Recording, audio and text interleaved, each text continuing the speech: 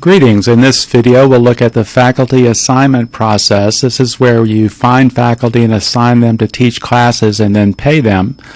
So you're going to obtain scheduling data from the registrar's office. Technically, you can also receive that directly from your who's doing your scheduling locally.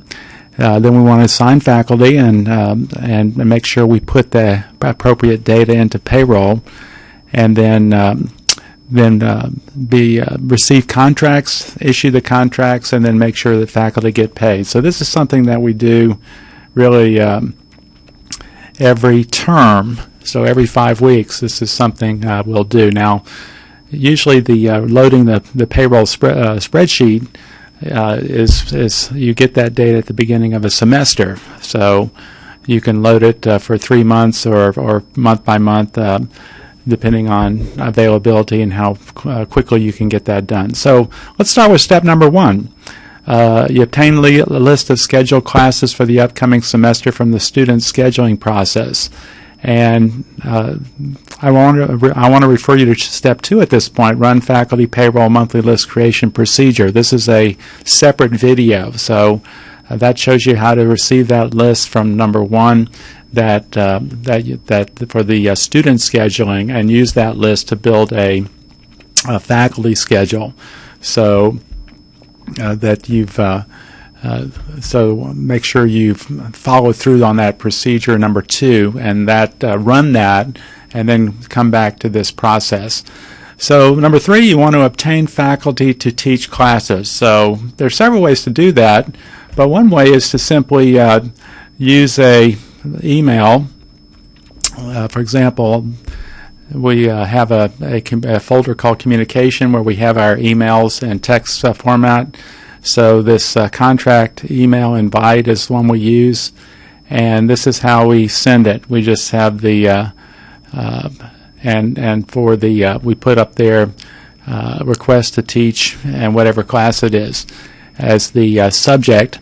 And then the email simply says, thanks so much for your interest in Belhaven University. I'm setting up classes for the fall semester or whatever semester it would be, and would be pleased to have you working with our students. I'm checking to see if you might be able to teach an upcoming class for us. And then I list the number of the class, the title, the dates, the day of the week it meets, and just a reminder that the class is from 6 to 10 p.m. Please get back to me as soon as possible. Thanks for your consideration.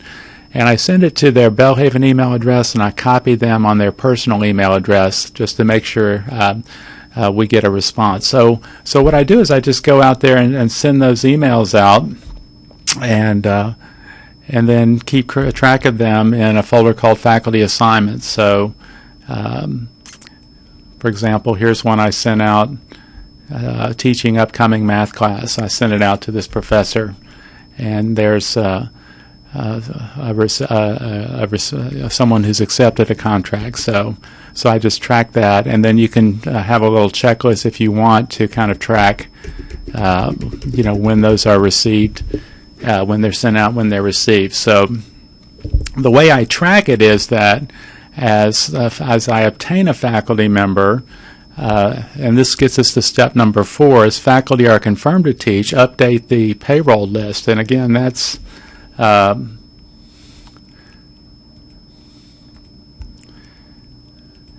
again on the I've got it separated here, but it's a instructor list on the public drive. And again, I go to Houston, and this is part of the procedure that I mentioned in step number 2 to how to set this up.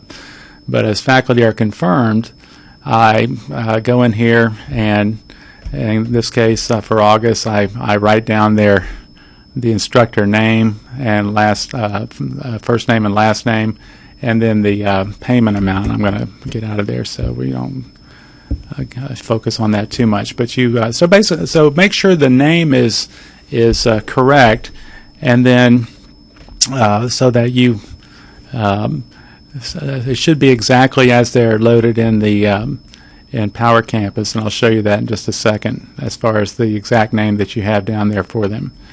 And so that's number 4. And again, we also want to update Power Campus so faculty member is assigned to a course. So Entering in payroll makes sure they gets paid, but then you also want to make sure they can see their course in BlazeNet for attendance, and that's why we use Power Campus to assign them. So basically, we do a couple things here. We go to academic records, and SetFlow again. Let me go academic records, and then workflow, and then sections. And I think I showed this in the procedure as well. So again, I want to bring up the fall classes, and again, I click on the question mark on the far right there, and to bring up my query. So 214, and I want the fall. And session is Houston. Again, you would click and then click on the question mark to bring up the classes. So to assign somebody to the class, what I do is I go into what we call SharePoint. And SharePoint is a Microsoft product that you should have on your campus, and this is what we use for what we call knowledge management. It's meant to share a list of procedures locally. The Dean's Drive does that for the deans, where we share knowledge for the deans. This is more for local use, so I can get information between my director and my assistant as well. So under Dean Info, we have the Houston Adjunct Faculty list, and what I've done is part of that list is I've put the ID number of the faculty member. Now, where do you get that? You get an ID number by going to Workflow and then going to Faculty and then typing in a last name. So, for example, say I'm looking for Larkins.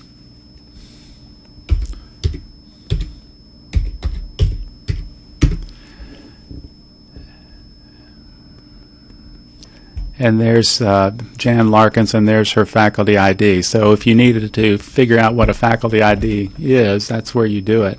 So once I have the faculty ID, then I'm ready to assign classes. So for example, for marketing strategies, I go to the payroll spreadsheet, and I've got Scheinfeld teaching that.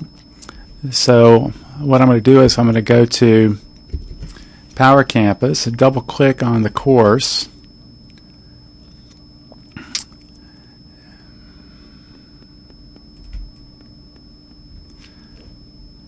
and then the kind of the details form comes up, and then I'm going to click on the Personnel tab, and now I'm ready to type in Scheinfeld's personal ID, which is going to be, let me scroll down from my list here,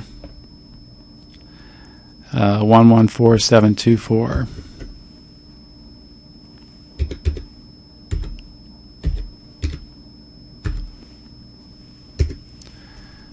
And there it goes. Now, also, I want to help him set up his Power Campus, his Cybergate, so I can also assign myself to the class so that I can help him with Cybergate.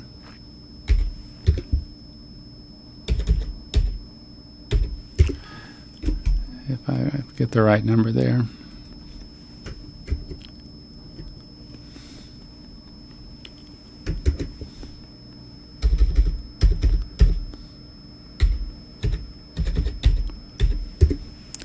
And I put myself at a 0%, so I'm not really getting paid for doing that. I'm just going to assist him in a Power Campus, and then I accept the changes. So now he will see the course in BlazeNet so that he can see the class list, and then he can also enter attendance. So that's how you update.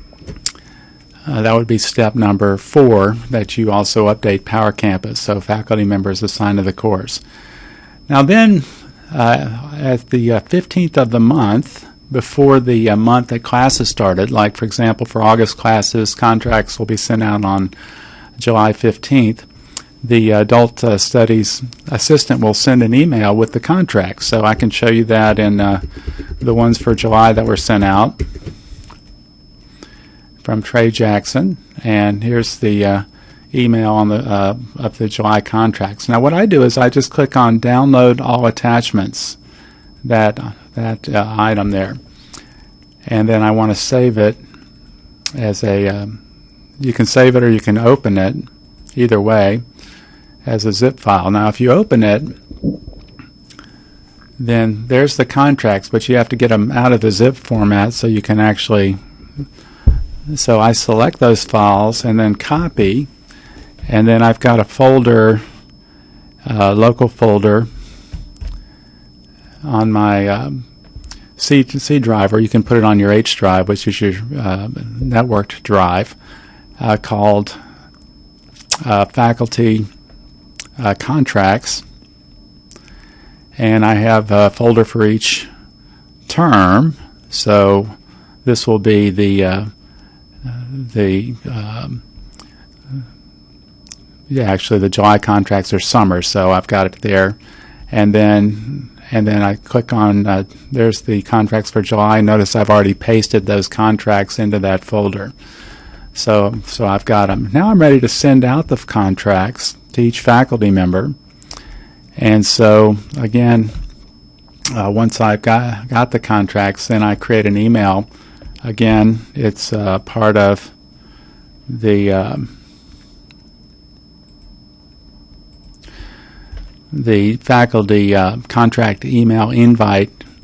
And so once I have the contract, I send out the contract in an email that just says, thanks for your willingness to teach for us. Here's your contract. I am sending this email to your Belhaven email address, but copying your personal address as a courtesy. Keep in mind that you must reply to this email from your Belhaven email address. Thank you. Please reply immediately and indicate accept in your reply. That's all we need, is they just need to reply to this email and just say accept. And that will be a confirmation. They don't have to sign it or anything else. And so that's all they need to do. And so so as you can see,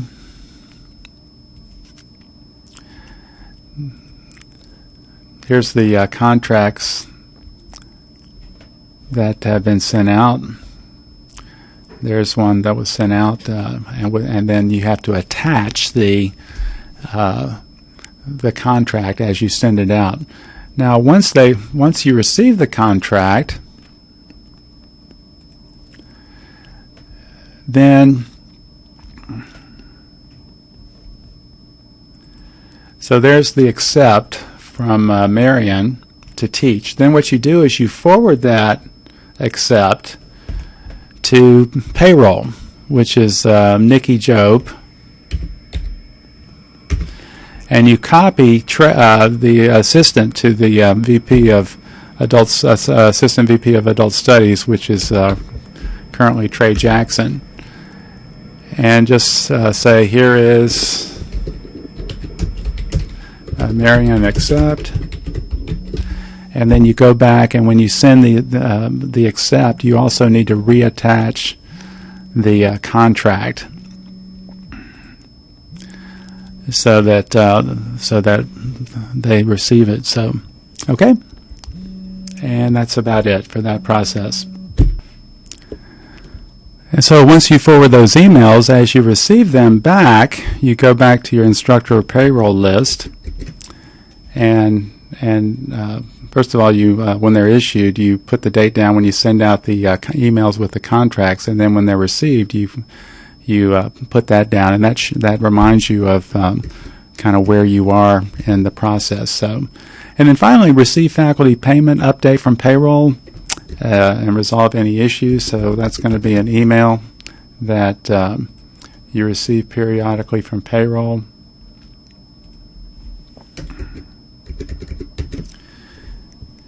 And for example, so it will be an email from Nikki Job. It'll say a payroll spreadsheet, so that'll let you know who's getting paid and when. So that'll be a good way to track that information. So that completes the process.